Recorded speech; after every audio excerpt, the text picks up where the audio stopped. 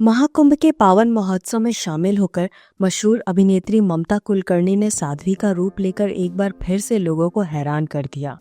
90 के दशक में अपनी अद्भुत खूबसूरती से करोड़ों लोगों के दिलों पर राज करने वाली ममता कुलकर्णी ने महाकुंभ के समय भारत आकर किन्नर अखाड़े के अंतर्गत आजीवन साध्वी बनने का फैसला लिया है और आज से ये खूबसूरत अभिनेत्री ममता नंद गिरी के नाम से जानी जाएगी। लेकिन इतना सब कुछ करने के बाद क्या उनका इतिहास बदल जाएगा? क्या उन पर लगे आरोप मिट जाएंगे या फिर आज से दुनिया उन्हें अलग नजर से देखेगी?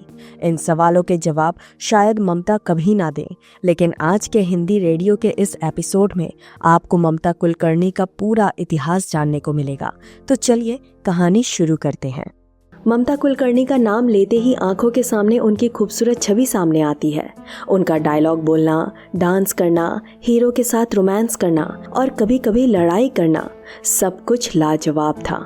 उनके घने बाल, फैशनेबल कपड़े और तेज गति के साथ डायलॉग बोलने की आदत से नौजवान मर मिटने के लिए भी तैयार थे। लेकिन इतनी खूबसूरत अभिनेत्री ने अपने पांव पर इतनी बड़ी कुल्हाड़ी मार ली कि लोग सोचने लगे कि भगवान ने खूबसूरत चेहरा देकर इनसे बुद्धि और चातुर्य छीन लिया था। आज की वीडियो में हम उनकी बायोग्राफी तो नहीं, लेकिन ये जरूर बताएंगे कि फिल्म जगत में ममता कुलकर्णी हसीन खूबसूरत चेहरे के पीछे क्या क्या गुल खिला रही थी। एक मराठी ब्राह्मण परिवार में जन्मी प्रियदर्शनी उर्फ ममता शुरू से ही जिद्दी और मेहनती लड़की थी। 20 अप्रैल 1972 को उनका जन्म हुआ था। मुंबई शहर के अंधेरी नजदीक वर्सोवा इलाके में उनका बचपन बीता। उनके पिताजी मुकुंद कुलकर्णी मुंबई के कमिश्नर रह चुके थे, तो वहीं उनकी माताजी पुराने जमाने की बहुत ही लोकप्रिय अभिनेत्री उषा किरण की बहन थी।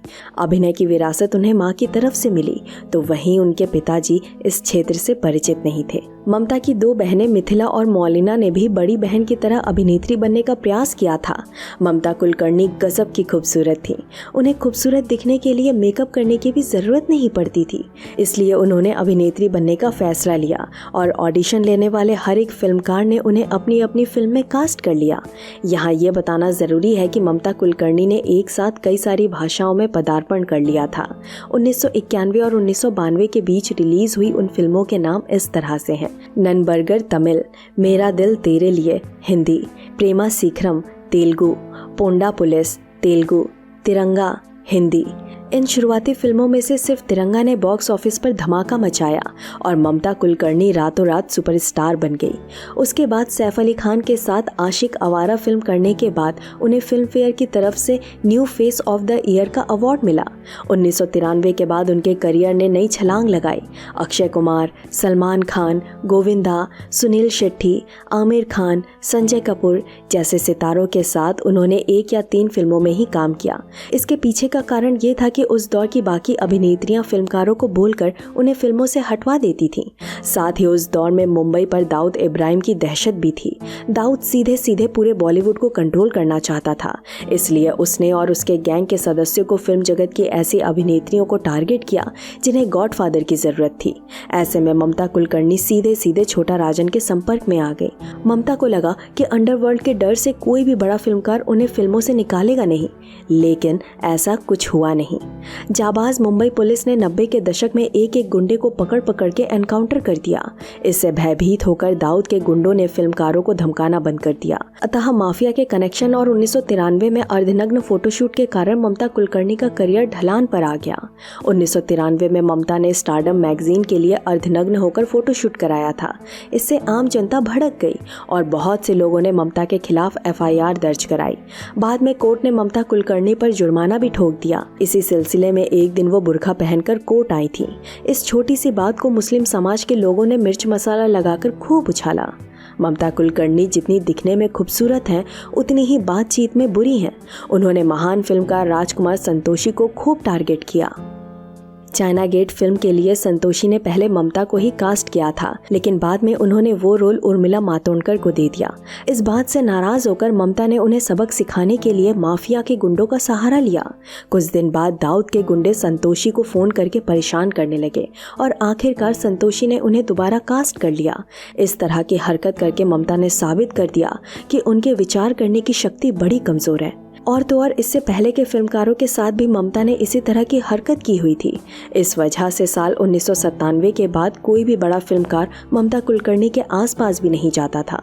ममता कुलकर्णी जवान थी, खूबसूरत थी और उम्र भी छोटी थी, लेकिन उनका बर्ताव बिल्कुल मवालियों की तरह था। इस वजह से सलमान खान और अक्षय कुमार जैसे मेगा स्टार कलाकार उनके साथ 2 से अधिक फिल्मों में काम नहीं कर पाए। चाइना गेट 1998 में रिलीज हुई थी। इस फिल्म ने शुरू के दिनों में अच्छा प्रदर्शन नहीं किया, लेकिन फ्लॉप होने के बाद इस फिल्म ने कई सारे अवार्ड जीते और टीवी के जरिए सारी लागत वसूल हो गई। लेकिन इस बीच ममता कुलकर्णी ने मीडिया में ये बताकर तहलका मचा दिया कि राजकुमार संतोषी ने उन्हें न सिर्फ सेक्सुअली हैरेस किया बल्कि फिल्म के कई सारे शॉट्स भी निकाल दिए। इस स्टेटमेंट के बाद आम जनता और बाकी फिल्मकार तथा कलाकारों ने ममता की बातों पर ज्यादा ध्यान नहीं दिया, क्योंकि सभी लोगों ने ममता कुलकर्णी का घमंड और करतूते देख रखे थे। 1999 के बाद तो फिल्म गलियारों में ममता कुलकर्णी की बात भी नहीं होती थी और ना ही कोई बड़ा फिल्मकार उन्हें अपनी फिल्म में कास्ट करता था। इस वजह से ममता कुलकर्णी दुबई जाकर शो करने लगी। वहां उनका एक दोस्त दुबई की जेल में सजा काट रहा था। कथित तौर पर उसका नाम विक्की गोस्वामी बताया जाता है, लेकिन ऐसा भी माना जाता है कि वो मुस्लिम है। बेशक विक्की और ममता की मुलाकात 1995 में हो चुकी थी। दुबई में उसका एक होटल भी था और सबसे बड़ी बात तो ये थी कि विक्की असलियत में ड्रग तस्कर था। माफिया से जुड़ने के बाद ममता कुलकर्णी तुरंत ही हसीन गुंडी बन चुकी थी। इस वजह से ममता ने विक्की को अपना बॉयफ्रेंड बना लिया। जिस वक्त से ममता का बॉलीवुड में काम तमाम होने लगा, उस वक्त से ही दुबई पुलिस विक्की को जेल पहुंचाने की तैयारी में लग चुकी थी। साल 1997 में विक्की गोस्वामी को अरेस्ट किया गया और ड्रग्स की तस्करी के आरोप में आजीवन कारावास की सजा सुनाई गई। विक्की के जेल जाने के बाद दाऊद के गुंडों ने एक ऐसे इंसान को ढूंढ लिया जो विक्की की जगह ले सके। ऐसे में करियर बर्बाद करने के बाद ममता कुलकर्णी दुबई में ही बस चुकी थी। यहाँ कुछ शोज करने के बाद वो इस प्रकार से गायब हुई कि उनकी एक झलक पाने के लिए भी लोग तरसने लगे। ऐसा माना जाता है कि 2002 के बाद ममता कुलकर्णी काले धंधे करने में पूरी तरह से माहिर बन चुकी थी। एक खूबसूरत चेहरे के पीछे इतना खूंखार दाना हो सकता है, इस बात पर यकीन करना नामुमकिन है, लेकिन हकीकत तो यही था। एक जमाने की हसीन अदाकारा अब ड्रग तस्कर विभाग की डॉन बन चुकी थी। विक्की की जगह आकर उन्होंने क्या क्या किया ये बताना तो नामुमकिन है, लेकिन उसका मकसद विक्की को जेल से बाहर लाना भी था। इस काम में उन्हें कामयाबी भी मिली और 2012 के साल में विक्की को जमानत मिल गई। उसके बाद वे दोनों दुबई से निकलकर केन्या आ गए और एक साथ ड्रग तस्करी का काम करने लगे। 4 साल बीतने के बाद भारत और अमेरिकन एजेंसी को भी भारत में बहुत बड़ी तस्करी होने के सबूत मिलने लगे।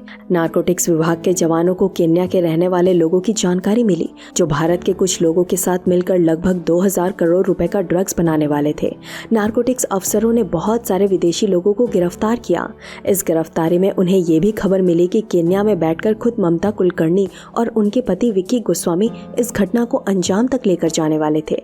विक्की के खिलाफ सबूत मिलते ही अमेरिकन सरकार ने उसे मोस्ट वांटेड की सूची में रख दिया और तब से विक्की गोस्वामी फरार है।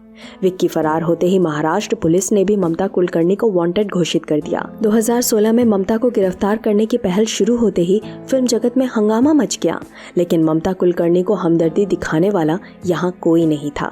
सबसे पहले पुलिस ने ममता कुलकर्णी की सारी जायदाद जब्त कर ली और उनके वर्सोवा वाले घर के दरवाजे पर नोटिस का कागज चिपका दिया। भारत में हो रही कार्रवाई को देखकर ममता कुलकर्णी ने बहुत बड़ी योजना बनाई और उस योजना को अंजाम देने में सफल भी हो गई। काला काम करने वाले लोग अक्सर दान धर्म और साधु महात्माओं का वेश धारण कर लेते हैं।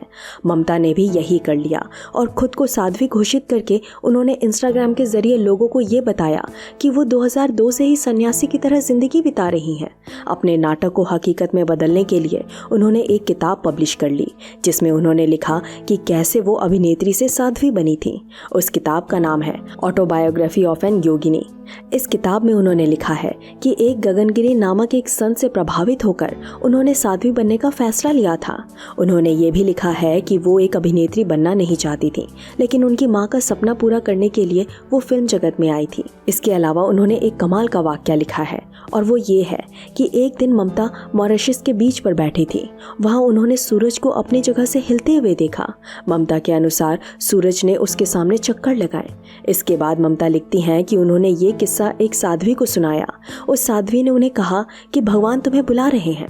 खैर, ममता कुलकर्णी साध्वी हैं कि नहीं ये उनके वीडियो से पता चल जाता है, लेकिन अगस्त 2024 में उन्हें खुशखबरी मिल गई। 7 अगस्त को हाई कोर्ट ने ममता कुलकर्णी के खिलाफ लिखी कई एफआईआर रद्द करने के आदेश दे दिए। दरअसल कोर्ट के पास ममता कुलकर्णी के खिलाफ कोई ठोस सबूत नहीं थे, इसलिए उन्हें इस तस्करी से रिहा कर दिया गया।